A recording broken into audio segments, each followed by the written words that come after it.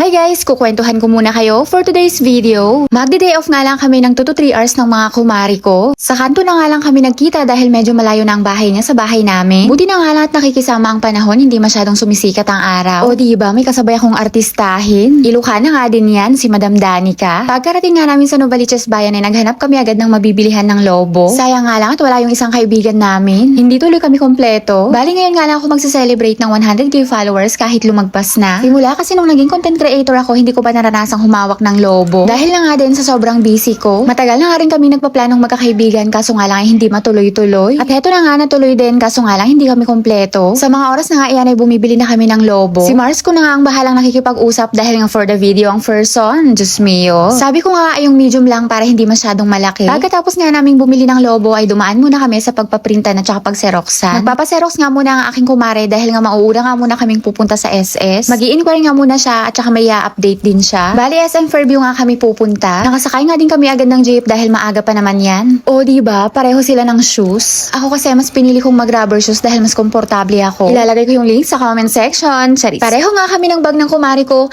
Pero bakit ganon? Hindi pareho ang laman.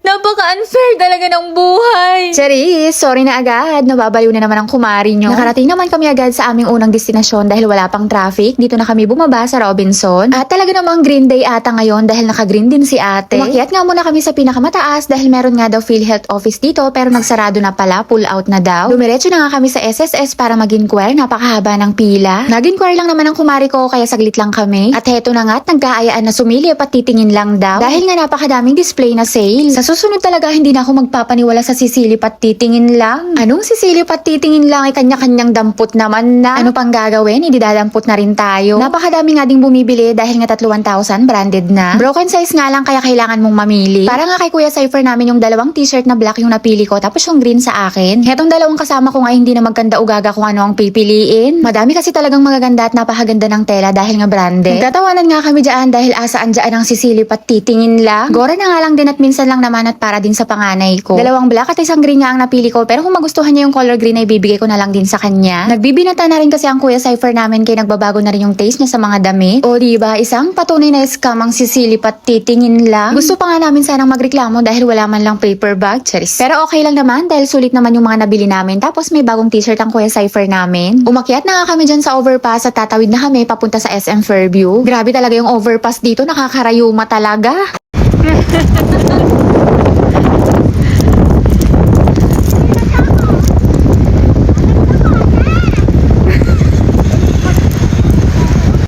O diba, yung kumari ko na yan, akala mo tahimik, pero marunong pala siyang maggiginan niya. Natutuwa talaga ako pag naggaganyan siya. Kaya napakaingay talaga namin pag magkakasama kaming apat. Ano yung video? O diba, post na post ako, pero video pala. Dito na nga rin kami nag-lunch, tapos umuwi na rin kami agad. Hindi pwedeng magtagal dahil maraming nakaabang na gawain. 3 hanggang 4 na oras kaming magkakasama ay kontento na kami, pwede na yon. Fresh nga kaming pumuntang SM Fairview pag uwi, mga humuhulas na. Diyos mio, Marimar. Ate, malakas pa ate? Papatayin ko na.